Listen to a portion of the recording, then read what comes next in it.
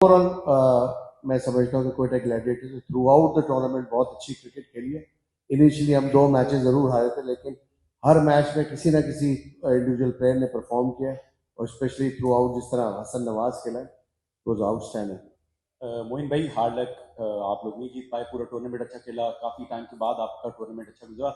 ये बताएं कि कहाँ पर आपको लगा कि यहाँ पर मोमेंटम शिफ्ट हुआ, क्योंकि एक टाइम पर 5 ओवर के लिए 71 स्कोर चाहिए था, तो बिल्कुल ही लग रहा था कि अब क्वेटा के हाथ में है मैच। बिल्कुल, T20 की देखें खूबसूरती यही है, इतनी ज्यादा अप एंड डाउन होती है इसके अंदर। इसमें आप कभी भी प्रिडिक्ट नहीं कर सकते, तो कभी भी आपको जो है वो ये नहीं सोचना चाहिए कि मैच आपके हाथ में आ गया। ऑल्दो की सिचुएशन ऐसी थी, एक टाइम पे बिल्कुल मैच हाथ में आया था।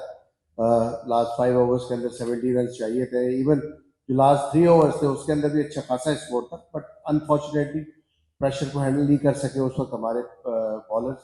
हालांकि एक्सपीरियंस भी था बॉलर्स के अंदर, लेकिन ये होता है गेम के अंदर। जब आप कभी साइड खेल रहे होते हैं तो आपका दिन होता है। आई थिंक जिस तरह रजा ने और कोशाल मेंडिस ने जिस तरह की इनिंग खेली है, परेरा, सॉरी, कोशाल परेरा ने, तो वो आउटस्टैंडिंग इनिंग्स थी। ऐसी रेयर इनिंग्स होती हैं और इतने बड़े फाइनल के अंदर आई थिंक वो outstanding performance at the and उन्होंने दी है। मुझ में शाकिर बासिफ, मैं ये पूछना चाह रहा हूँ कि आपका मैन बॉलर आमिर और आखिरी 8 बॉलों पर जो 28 रन कंसीड कर जाता है अपनी 8 बॉलों पे, एक्सपेक्टेशन तो उनसे ये होती है कि आप उनको अंडर 10 12 में फिनिश करें। जब आखिरी 2 ओवर में उनके रह गए थे 2 ओवर में 30 रन, क्या आप इतनी बुरी परफॉर्मेंस उनसे एक्सपेक्ट कर रहे थे? ऑफ कोर्स आमिर से कोई भी एक्सपेक्ट नहीं करता, नॉट कि मैं सिर्फ, बल्कि कोई भी पाकिस्तान में जिन्होंने देखा है पाकिस्तान में आमिर को T20 फॉर्मेट में खेलते हुए और स्पेशली डेथ ओवर्स के अंदर आउटस्टैंडिंग बॉलिंग करते। बट अगेन मैं कहूँगा कि एक बैड डे था आमिर के लिए, जिस तरह बॉलिंग की एग्जीक्यूशन हुई है। बट मैं समझता हूँ कि एट दी एंड लाहौर कलंदर के बैट्समैन ने बहुत अच्छी एग्जीक्यूशन की अपनी शॉट्स की।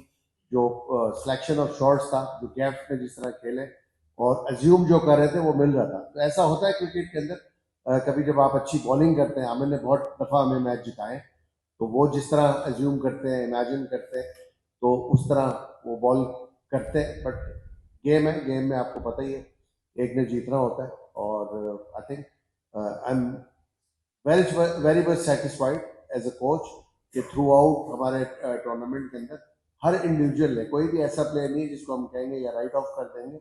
सबने इंडिविजुअली अपनी एफर्ट की है और यही वजह थी कि बहुत कन्विंसिंगली हम फाइनल तक पहुंचे थे। 200 बड़ा टारगेट होता है, बट अगेन जब होते हैं लैप्सेस, आपकी फॉर्म अच्छी नहीं होती है, तो इस तरह की चीज़ें होती हैं आपके। तो इसका मतलब ये नहीं है कतन कि डिसहार्टेंड हो, बट आप अपनी गलतियों से सीखते हैं और आगे बढ़ते हैं दोबारा।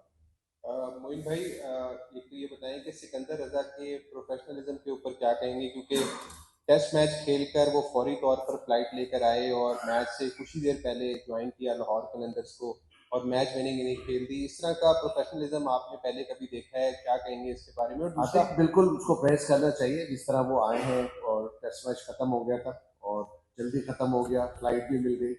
बट ऑफकोर्स जो प्रोफेशनलिज्म उन्होंने दिखाया है, जो कमिटमेंट अपनी लाहौर कलंदर के साथ, कोर्स बिल्कुल स्प्लेंडेड है। और पता यही चला है कि वो इकोनॉमी क्लास के अंदर आए और इस तरह आके डायरेक्ट विदाउट वार्म अप करके, बगैर खेलना आके पहले ओवर में विकेट लेना, और फिर जहाँ पे बैटिंग में उनकी जरूरत थी वहां पर उन्होंने डिलीवर किया। तो आई थिंक बिल्कुल प्रेस करना चाहिए।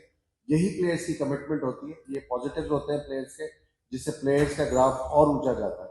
आई थिंक 100% उनकी एफर्ट को हमें प्रेस करना चाहिए। मोइन भाई, आपने अपने क्रिकेटिंग करियर में तो काफ़ी ऐसे हार्ट ब्रेक देखे होंगे। अब नौजवान जो क्रिकेटर्स हैं कोयटा के, जो आज जिसका हार्ट ब्रेक हुआ है, तो क्या उनको मैसेज है, उनको मोटिवेट करने के लिए क्या मैसेज? इंसान सीखता है, जीत से भी बहुत कुछ सीखते हैं आप, हार से भी बहुत कुछ सीखते हैं। ये नेचुरली जो हमारे कुछ यंगस्टर्स हैं उनके लिए बहुत बड़ा सेटबैक होगा कि इतने बड़े प्लेटफॉर्म के ऊपर इतने करीब आके 200 रन बना के और फिर हम इस तरह फाइनल हार गए। तो सेटबैक तो होगा, but being a former captain या being a coach of Quetta Gladiators, मेरी कोशिश यही होगी कि उनको मोटिवेट किया जाए और डिसहार्टेंड नहीं होते। देखें, करियर में आते रहते हैं, आप कंसिस्टेंटली एफर्ट कर रहे होते हैं अपने करियर में आगे प्रोग्रेस करने के लिए, बट इस तरह की चीज़ें आती हैं और कोई भी टीम जो है या कोई भी इंडिविजुअल प्लेयर कभी भी नहीं चाहता कि वो हारे। सब प्लेयर जीत के लिए खेल रहे होते हैं। कभी कुछ ऐसी चीज़ें हो जाती हैं, कभी कैच छूट जाता है, कभी कोई रन आउट छूट जाता है, या कभी किसी से अच्छी बॉलिंग नहीं होती। तो ये चीज़ें आती रहती हैं ज़िंदगी में, बट जो एफर्ट है, जो बॉडी लैंग्वेज है ना, वो इम्पॉर्टेंट होती है। अगर आप एफर्ट कर रहे होते हैं तो लक आपको जो है वो आपको फॉलो करना शुरू करती है। मोइन भाई इधर मोइन भाई, आज के मैच में एक पाकिस्तान की शायद स्पोर्ट्स हिस्ट्री का सबसे बड़ा क्राउड इकट्ठे आज हुआ। क्या लाहौर का क्राउड जो है, क्योंकि लाहौर जो है वो लाहौर कलंदर्स के लिए खिला रहा है कि उनका एक बड़ा तीसरा फाइनल आज वो जीते, क्या कोई एक्स्ट्रा प्रेशर था एंड पे? आमिर जैसे बॉलर भी उनके अगेंस्ट भी रन हो गए, कोई एक्स्ट्रा? ऑफ कोर्स क्राउड का प्रेशर तो होता है, बट समटाइम्स ये होता है कि आप अगर उसको एंजॉय कर रहे होते हैं तो आप अच्छी डिलीवर करते हैं अपनी परफॉर्मेंसेस। बट हाँ, ये होता है। और आज देख के बहुत ज़्यादा खुशी हुई एहलियान लाहौर को कि आज फाइनल में जो एक्सपेक्टेशन थी उसके मुताबिक आया। बट उसके अलावा मैं समझता हूँ कि मैचेस में और क्राउड आना चाहिए था, अनफॉर्चुनेटली नहीं आया। और यही वजह है कि आपने देखा होगा कि कराची के मैचेस दिए किसी ने इस दफ़ा कम दिए थे, जस्ट बिकॉज ऑफ के क्राउड की इतनी ज़्यादा कहना चाहिए कि वहाँ पे अपीयरेंस नहीं थी। तो एक अच्छा इकदाम है कि लोग आए, लोग मोहब्बत करते हैं T20 क्रिकेट से। और आइडियली मैं समझता हूँ कि उनके लिए एक फाइनल हुआ है जिसमें बहुत एंजॉय किया, तो यकीनन क्रिकेट को फ़रोग मिलेगा, T20 क्रिकेट को फ़रोग मिलेगा। लोगों की अपीयरेंस है, ये तो बहुत फ़ायदा होता है। इवन क्रिकेटर्स के लिए भी बहुत ज़्यादा फ़ायदा होता है जब इतने क्राउड में खेल रहे होते हैं। हमारे सामने दूसरी लीग्स की मिसालें हैं कि लोग इतने ज़्यादा क्राउड में खेल खेल के आप पुख्ता हो जाते हैं, आप वो प्रेशर इंजॉय करना शुरू कर देते हैं। भाई शकील खटक यार। अच्छा मोइन भाई, जो हो गया उसको मंडो नहीं कर सकते, और जैसे आपने कहा कि जो हो गया उसको मंडो नहीं कर सकते, और जैसे आपने कहा कि गलतियों से हम सीखेंगे, तो कौन सी ऐसी चीज़ है जो आप अगले साल चेंज करना चाहेंगे, जो आप समझते हैं कि ये आपका बेसिकली वीक पॉइंट था और आप चाहेंगे कि शकील, इस वक्त तो कबल वक्त है, सारी बातें आपको पता ही है। PSL 10 खत्म हो गई है इस वक्त, और जो नया सिनेरियो बनेगा नेचुरली उसके मुताबिक अपनी प्लानिंग करनी पड़ेगी। हर इंडिविजुअल प्लेयर आपको पता है कि जिससे परफॉर्मेंस नहीं होती उसकी कोशिश यही होती है कि अगले साल PSL, क्योंकि अभी 1 साल है PSL में, तो बहुत टाइम है।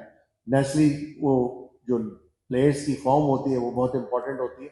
जिस वक्त ड्राफ्टिंग होगी नेचुरली उस वक्त हम प्लान करेंगे, लेट्स सी कि क्या होता है, क्या प्लान्स हैं PCB के, और किस महीने में जाके ये ड्राफ्टिंग होती है या रीबिड होता है। जो भी प्रोसेस होगा उसको देखते हुए नेचुरली प्लानिंग करेंगे। मोइन भाई, वसीम जूनियर की इंजरी के बारे में बताइएगा कि कब तक वो फिट हो जाएंगे, कुछ कि क्या इंजरी थी उन्हें? वसीम को साइड स्ट्रेन था, इसकी वजह से उसको प्रॉब्लम हो रहा था। पिछले मैच में काफी जान मारी थ्रू आउट, आपने देखा है इस टूर्नामेंट के अंदर उन्होंने बहुत ही पेस के साथ बॉलिंग की है। बहुत रेयर देखा है मैंने इतना कंसिस्टेंसी प्लेयर्स की, स्पेशली फास्ट बॉलर्स की, कि थ्रू आउट द टूर्नामेंट उन्होंने बहुत तेज बॉलें की है। उनकी स्पीड एवरेज 140 से ऊपर ही जा रही थी सारी बॉलें। तो कभी कभार ऐसा हो जाता है कि साइड स्ट्रेन हुआ है। मेरा ख्याल है कि एग्जैक्टली मुझे तो आइडिया नहीं है, क्योंकि मैं तो खुद आपको पता है विकेट कीपर रहा हूँ। तो फास्ट बॉलर का नेचुरली डॉक्टर से कंसल्ट करेंगे कि कितनी इंजरी में कितना टाइम लगेगा, इसको इसके रिहैब में कितना टाइम लगेगा। तो उम्मीद करता हूँ, मेरा ख्याल है जल्दी हो जानी है, क्योंकि बहुत यंग है, तो यंगस्टर्स को जो इंजरीज है वो हील भी जल्दी टाइम में हो जाती है।